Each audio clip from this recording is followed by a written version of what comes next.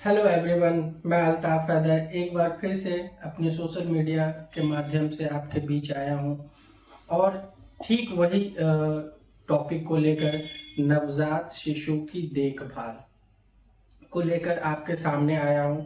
और आज जो हम तीन महत्वपूर्ण बिंदुओं पे बात करने वाले हैं वो बहुत ही इम्पोर्टेंट है और उसे हर किसी को जानना चाहिए। घर में जो भी बूढ़े बुजुर्ग हों, जो माँ हैं, बहनें हैं, उन सभी को वो चीज़ें जानने की ज़रूरत है और जानना चाहिए, क्योंकि उससे बच्चे के हेल्थ में भी सुधार आता है और बच्चा के स्वास्थ्य में भी सुधार आता है। तो चलिए आज शुरू करते हैं वो तीन टॉपिक क्या क्या है।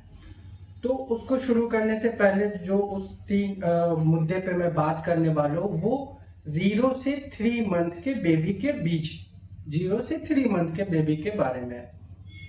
तो देखते होंगे कि जब वो बच्चा जन्म लेता है तो उसका सर थोड़ा बॉडी से बड़ा होता है और भारी होता है। तो क्या करने की जरूरत है कि सर उसका भारी होता है, उसकी गर्दन जो होती है वो सॉफ्ट होती है। तो अगर उसके सर को हम सपोर्ट नहीं करेंगे तो क्या होगा, गर्दन में खिंचाव आ जाएगा। तो जब भी नवजात शिशु को गोद लें तो उसके सर को सपोर्ट दें। इस तरीके से हाथ से भी आप सपोर्ट देकर के गोद में ले सकते हैं, या फिर यहाँ इस पे उसको सर को सपोर्ट देकर के इस तरीके से आप उसे गोद में ले सकते हैं, जो कि आपको मेरे वीडियो के साथ जो इमेजेस चल रहे होंगे वहां आपको दिख रहा होगा। उस तरीके से आप उसे प्रैक्टिस कर सकते हैं। तो इन चीजों का हमेशा ख्याल रखिए कि जब भी उसे गोद उठाया जाए तो उसके सर को सपोर्ट दिया जाए। दूसरी सबसे महत्वपूर्ण बातें यह है कि बच्चे का सर्वोत्तम आहार होता है उसकी माँ का दूध। तो बच्चे को इधर उधर की कोई भी चीजें न दें, उसको अपनी माँ का दूध ही पिलाएं। उसको उसकी माँ का दूध बच्चे के लिए सर्वोत्तम आहार होता है और वो उसे इम्यूनिटी और ग्रोथ प्रदान करता है।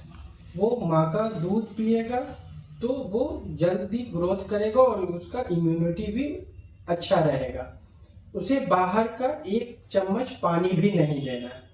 अब उसमें बात आती है कि कब कब उसे दूध देना है। तो ये भी बहुत महत्वपूर्ण बातें हैं कि उसका ड्यूरेशन क्या होना चाहिए, कितने देर पे देना है। तो उसके लिए मैं आपको बता दूं कि नवजात शिशु को 2 से 3 घंटे के अंतराल पे उसे अपनी माँ का दूध देना है।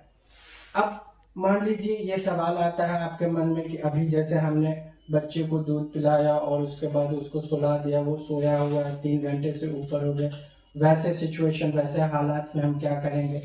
तो वैसे हालात में आपको क्या करने की ज़रूरत है वो मैं बता देता हूँ, जो आपको मेरे फिगर में भी दिख रहा होगा। आप अपने बच्चे के पास जाएं, उसके पैरों को धीरे से ऐसे सहलाएं, सुगबुगाएं, वो सुगबुगाएगा, फिर उसको पैरों को इस तरीके से या फिर ऐसे सहलाएं। उसके बाद उसे गोद में ले, उसके अपने स्तन से लगाए, वो खुद ही शक करना शुरू कर देगा।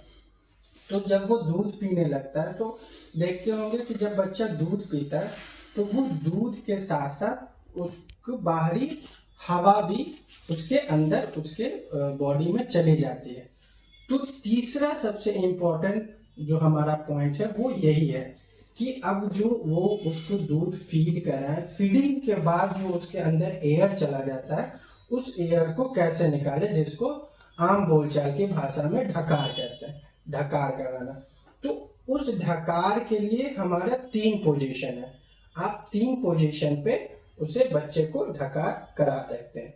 तो पहला पोजीशन है कि बच्चे को अपने कांधे पे रखें, उसकी पीठ को सहला, धीरे धीरे उसकी पीठ को सहला, वो ढकार कर लेगा।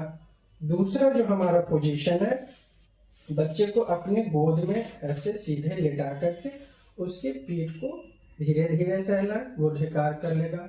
आपको इमेजेस में दिख रहे होंगे, उस तरीके से आप फॉलो करेंगे, बच्चा आपका जल्दी ढकार कर लेगा।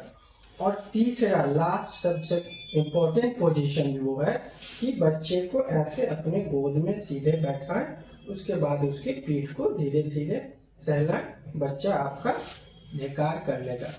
तो ये 3 महत्वपूर्ण बातें आप हमेशा याद रखें, इसे अपने बच्चे के साथ उस चीज को फॉलो करें और हर किसी को ये चीज सिखाएं। ठीक, इन्हीं बिंदुओं के साथ आपसे विदा लेते हैं और फिर से इसी चैनल पे हम लोगों की मुलाकात होगी नए बिंदुओं के साथ। तब तक के लिए नमस्कार, धन्यवाद।